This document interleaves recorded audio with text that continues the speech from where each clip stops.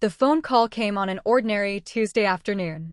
I was sitting at my desk, sipping cold coffee, sorting through emails when my cell buzzed with an unknown number. Normally, I let those go to voicemail, but something in me decided to pick it up. Emily Davis, a firm voice asked. Yes, speaking. This is Horizon Collections. We're calling about your outstanding balance of $25,643 on your Capital First credit account. When can we expect payment? My pen slipped from my hand. I'm sorry, what? The voice didn't soften. Ma'am, you've missed 6 consecutive payments. If you don't resolve this, we'll have no choice but to escalate. My heart pounded so loudly I could barely hear. I don't have a Capital First account. You must have the wrong person. There was a pause, then the voice returned, colder this time. Social Security ending in 4932? The numbers sent ice down my spine. That was mine. This wasn't a mistake. Someone had opened an account in my name, and they owed $25,000. I barely remember hanging up, my fingers trembling so badly I almost dropped the phone. My head spun, 1,000 thoughts colliding at once. Identity theft. Someone had stolen my information. But how? I was careful. I shredded old statements, I never clicked shady links, I guarded my PIN like it was gold. So how could this have happened? And why did it feel like whoever did this knew me? My name is Emily Davis. I'm 28, I work as a project manager at a design firm, and I've spent my whole life trying to be responsible. I paid my student loans on time. I built up a small savings account. I dreamed of buying my own condo one day, something modest but mine. I've always been the good girl, the one teachers praised, the one parents used as the example.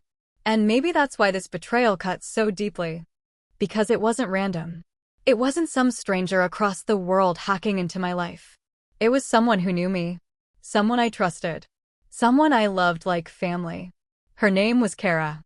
We met when we were 10 years old, 2 girls with scraped knees and matching sparkly backpacks. She lived 3 houses down from me, and from the first day, we were inseparable. Sleepovers filled with whispered secrets. Summers spent at the lake, daring each other to jump off the dock. Homework sessions where she'd copy my math answers and I'd let her, just to keep the peace. Everyone knew us as a pair, Emily and Kara. And for years, I thought that meant we'd be friends for life. But looking back now, I can see the signs I ignored. The little ways she always took more than she gave. The times she forgot her wallet and I paid. The homework she borrowed. The clothes she borrowed too and never returned. She always had this hunger. This need to prove she was special, more glamorous, more admired. And I just let her. Because I thought that's what friendship meant.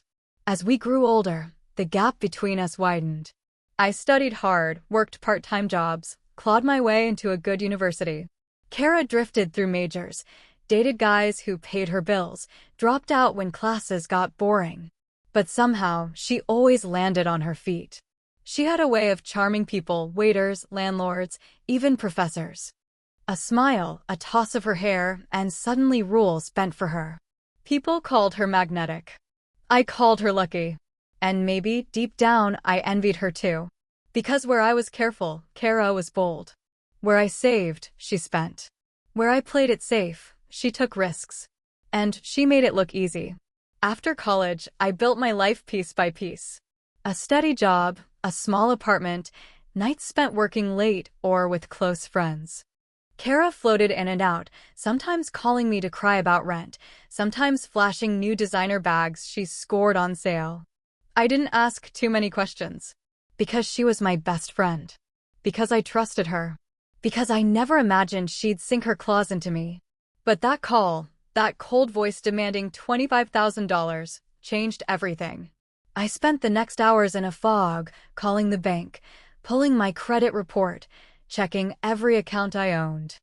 And what I found made my stomach twist. There wasn't just one account. There were 3. 2 credit cards, a personal loan, all opened in my name. All maxed out. All unpaid. Whoever did this knew me well enough to use my information. And that narrowed the list. To one name. Kara. At first, I didn't want to believe it.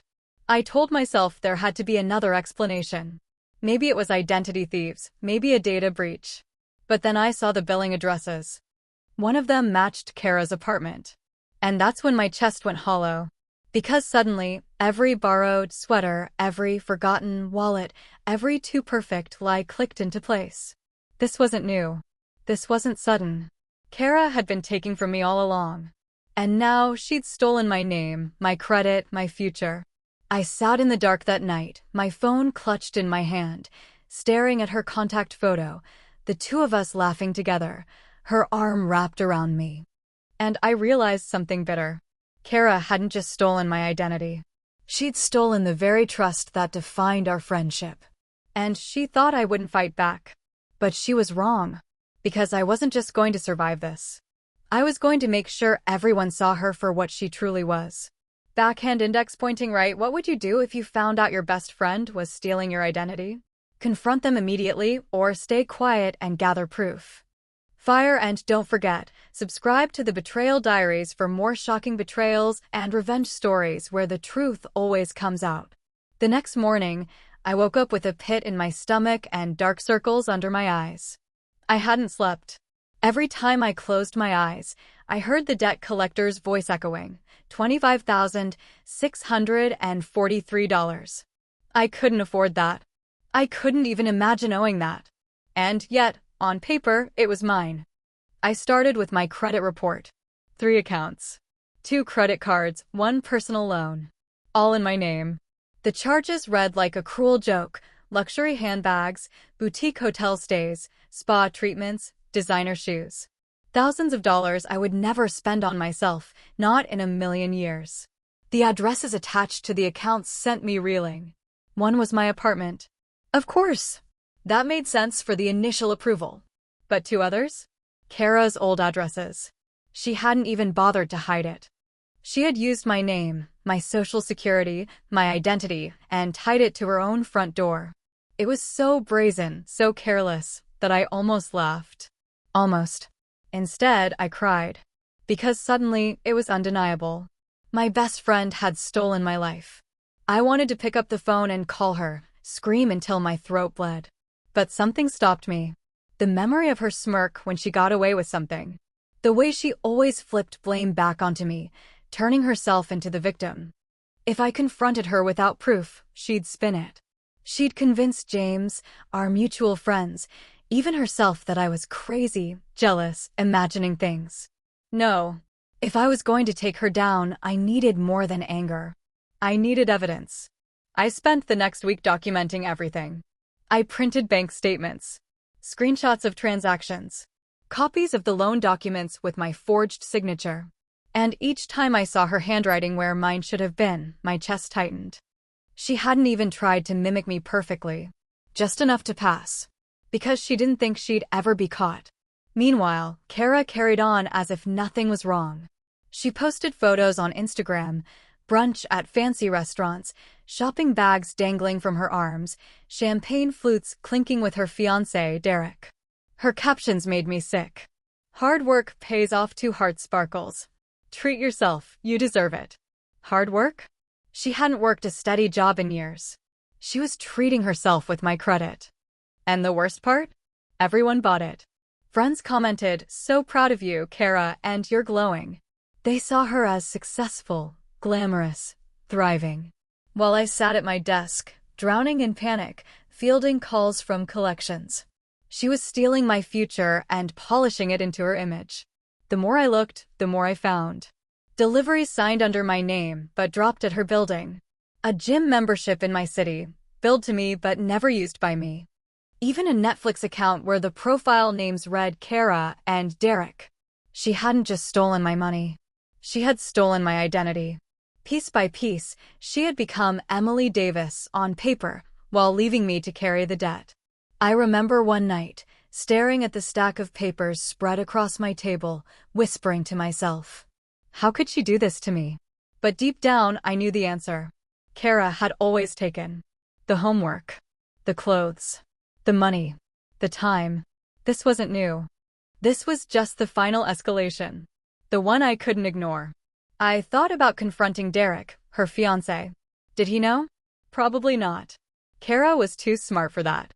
She'd spin a story about helping a friend or fixing her credit.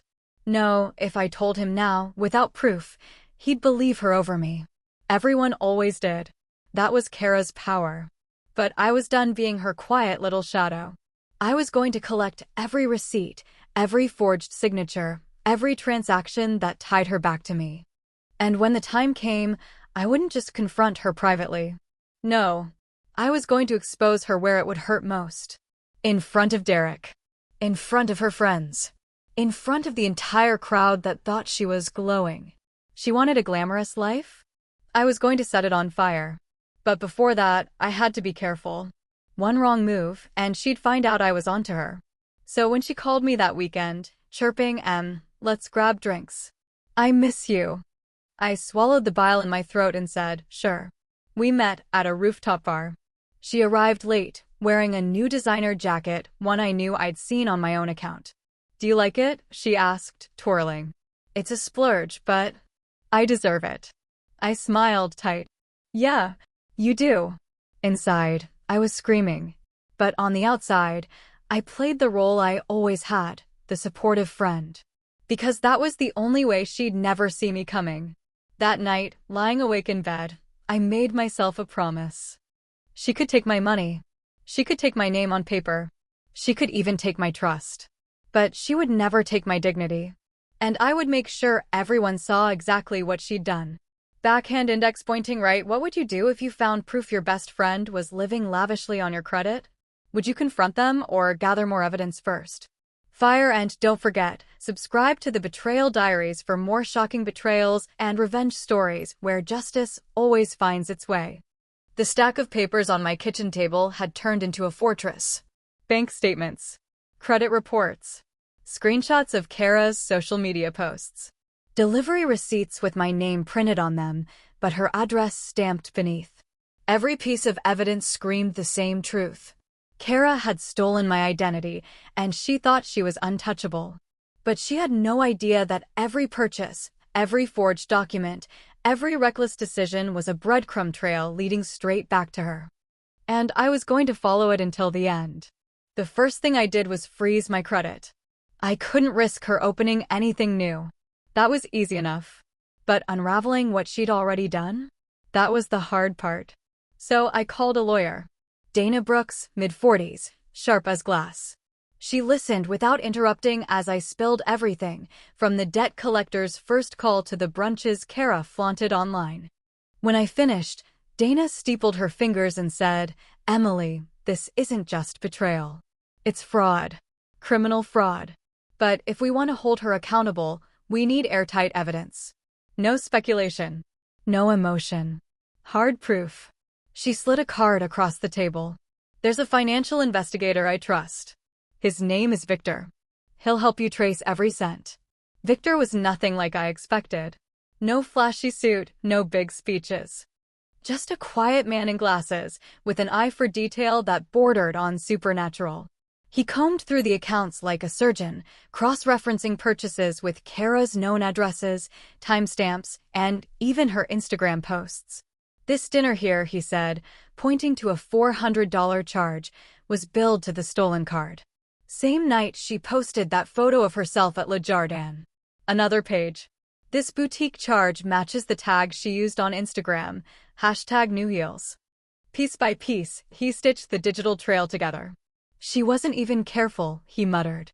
"She left her fingerprints all over this." I nodded grimly. That's Kara. Always careless when she thinks she's winning. The deeper Victor dug, the uglier it got. Kara had taken out a personal loan in my name, $10,000. The funds? Deposited into her account. She'd even used my identity to rent a weekend getaway cabin for her and Derek, her fiancé. She had laughed in my face, toasted champagne with him, while I sat at home wondering how to stretch my paycheck. The audacity made my skin crawl. But it also fueled me. Because now I had proof. Not just suspicions. Not just gut feelings. Cold, undeniable proof. I thought about confronting her quietly, taking it to the police, letting the law handle it. But then I remembered every time she had made me feel small. Every time she had brushed off my kindness, borrowed without asking, turned the tables when I questioned her. And most of all, I remembered the look on her face when she bragged about hard work paying off using my name. No, I wasn't going to let her slip away quietly. If she wanted to play glamorous, to put on a show for everyone, then fine. I'd give her the stage. And I'd burn it down around her. The timing was almost poetic. A week after Victor handed me the full report, Kara called me, squealing. Oh my God, you have to be there. Derek and I set a date. We're having an engagement party next month. It's going to be huge. Everyone will be there. You'll be my maid of honor, of course. I swallowed hard, forcing cheer into my voice. Of course, Kara. I wouldn't miss it. She giggled, already swept away by visions of champagne fountains and glittering dresses. And all I could think was, perfect. She wanted everyone's eyes on her. I was going to make sure they saw the real her. In the weeks leading up to the party, I played my role flawlessly. I smiled when she showed me venues. I nodded when she rambled about flower arrangements. I even helped her try on dresses, holding up veils while my stomach churned at the sight of her smirking reflection. She had no idea. No clue that while she planned her perfect night, I was preparing mine. Dana helped me organize the evidence into a neat, devastating package. Every fraudulent account, every forged signature, every extravagant purchase traced directly back to Kara. Victor even uncovered a gem. In her rush, Kara had accidentally used her own email address for a loan application, still tied to my name. When I saw it, I laughed for the first time in weeks. She hadn't just stolen my identity. She'd left her fingerprints all over the crime scene. By the night of the party, I was ready. I wore a sleek black dress, understated but elegant, the kind of outfit that made you invisible until you wanted to be seen. The venue glittered with chandeliers and champagne glasses, laughter echoing through the hall. Kara floated in like royalty, Derek beaming at her side. She looked at me and winked, as if to say, "Aren't you proud of me?" And I smiled back, my folder tucked safely in my bag. Because tonight wasn't her coronation. It was her execution. Backhand index pointing out, if your best friend stole your identity, would you quietly press charges or expose them in front of everyone they cared about? Fire, and don't forget, subscribe to the Betrayal Diaries for more shocking betrayals and revenge stories where the guilty are always unmasked. The night of the engagement party was one of those evenings you could feel in your bones, electric, shimmering, brittle. Kara had been bragging about it for weeks.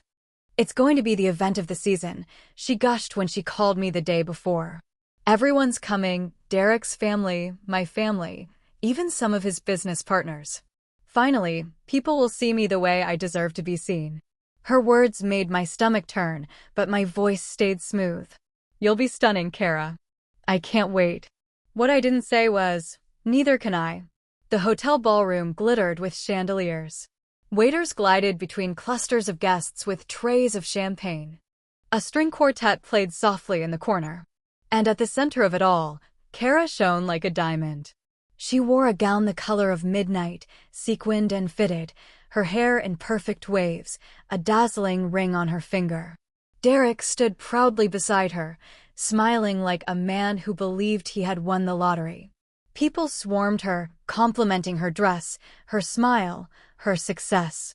She basked in it, soaking up every ounce of admiration. And all I could think was how much of that sparkle had been stolen, with my name, my credit, my future. Tonight, the mask was going to shatter. The speeches began halfway through the evening. Derek's father gave a warm toast, talking about love, trust, and building a future together. Kara's aunt followed, gushing about her determination and independence. I sat in silence, my folder heavy in my lap, my heart pounding. Then Derek raised his glass. And now I'd like Kara's maid of honor, her best friend since childhood, Emily, to say a few words. Every head turned toward me. This was it. The moment I had been waiting for. I stood slowly, my legs steady despite the storm inside me. I walked to the front of the room, folder in hand. Smiling politely, I took the microphone. Kara and I have known each other almost our entire lives, I began, my voice calm, even.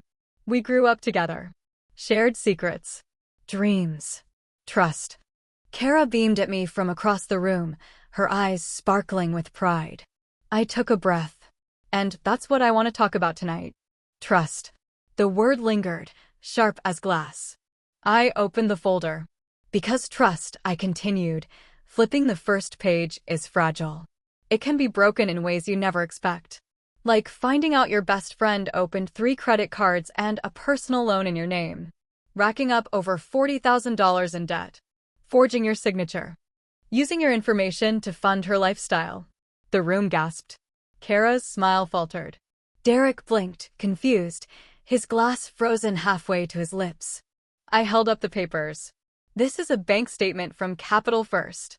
Charges for hotels, designer bags, spa treatments, all billed to me. And this. I flipped to the next page. A loan application. My name, my social security number. But Kara's email address. Kara's phone number. Kara's home address. I turned to the crowd, my voice steady. She didn't just steal my money. She stole my identity. Murmurs rippled through the ballroom. Is this real? Oh my God. She wouldn't. Kara shot to her feet, her face blazing red. This is insane. Emily, how dare you embarrass me like this? You're just jealous. I pressed play on my phone. Her voice filled the room. A recording from a call I'd caught weeks earlier when she forgot I was on the line. Emily will never know. She's so careful, so boring she'll never think to check. This is the easiest money I've ever had. Gasps. Whispers turned sharp, slicing through the air. Kara's mask crumbled before my eyes. Derek's face went pale. He grabbed the papers from my hand, scanning them with shaking fingers. Kara, tell me this isn't true. She reached for him, frantic. Baby, she's twisting it. You know I'd never. But he stepped back. Your email address. Your phone number. Your voice. The silence in the room was crushing. Everyone stared at her. And for the first time, Kara had no performance left to give. Her voice rose, desperate, shrill. So, what if I borrowed a little? I deserved it. Emily has everything handed to her, her job, her stability. I worked just as hard, but nobody sees me. Nobody respects me. I just wanted the life she has. Her confession hung in the air like smoke. And I knew in that moment, she was finished. I stepped closer, my voice quiet, but sharp enough to cut. You wanted my life, Kara. So badly you stole it. But all you've shown tonight is who you really are. The room was dead silent. Kara's parents stared in horror. Derek's family looked disgusted. Guests whispered, shaking their heads, pulling away from her. And Kara, the girl who had always thrived on attention, was left standing in the spotlight, stripped bare, humiliated, and alone. I turned, handed the microphone back to Derek, and walked off the stage. Behind me, the room erupted gasps, voices, the sharp sting of Kara's tears. But I didn't need to hear it. Because I had already won. Backhand index pointing eyed, if you had the chance to expose your betrayer in front of everyone, would you take it or keep it private? After I set the microphone down, I didn't look back. I walked straight through the glittering ballroom, past tables laden with champagne, past wide eyes and open mouths, past Kara's sobbing voice clawing at the silence. My heels clicked against the marble floor like a drumbeat of finality. And with each step, I felt lighter. Because for the first time in years, Kara wasn't in control of the story. I was. The fallout was immediate. The engagement party disintegrated into chaos. Guests whispered, some slipped out quietly, others stayed to watch the train wreck unfold. I heard fragments as I left. She forged her best friend's signature? $40,000? Derek looks like he's going to be sick. By the time I reached my car, my phone was buzzing with messages. Screenshots. Photos. People posting about the scandal of the year. Kara had wanted to be the center of attention. She got her wish. The next day, Derek called me. His voice was hollow, exhausted. Emily, thank you. I can't believe what she did. To you. To me. To all of us. I could hear the devastation in his words. She told me she was working hard to save. That she was building something real. And the whole time, it was a lie. I hesitated, then said softly, she never knew how to build, Derek. Only how to take. He exhaled sharply. The engagement is off. I can't even look at her. My parents are furious. They're pressing her for explanations. And I think she's finally realizing there's nowhere to hide. For a moment, I almost pitied her. Almost. But then I remembered the debt collector's voice. The forged signatures. The way she bragged behind my back. No. She had made her choices. And now she had to live with them. Kara tried to fight back, of course. She called me, left voicemails filled with venom. You've ruined my life. You always wanted to make me look bad. You're just jealous I had everything you never could. But the edge of her voice wasn't confidence anymore. It was panic. Because she knew I had destroyed the mask she'd built so carefully. And this time, there was no one left to believe her. The legal process was long but steady. Dana, my lawyer, filed formal complaints. Victor's financial trail and the forensic proof left no room for denial. Fraud. Identity theft. Forgery. The charges stacked up like bricks, each one heavier than the last. Kara tried to plead ignorance, to claim it was all a misunderstanding. But every lie unraveled under the weight of her own evidence.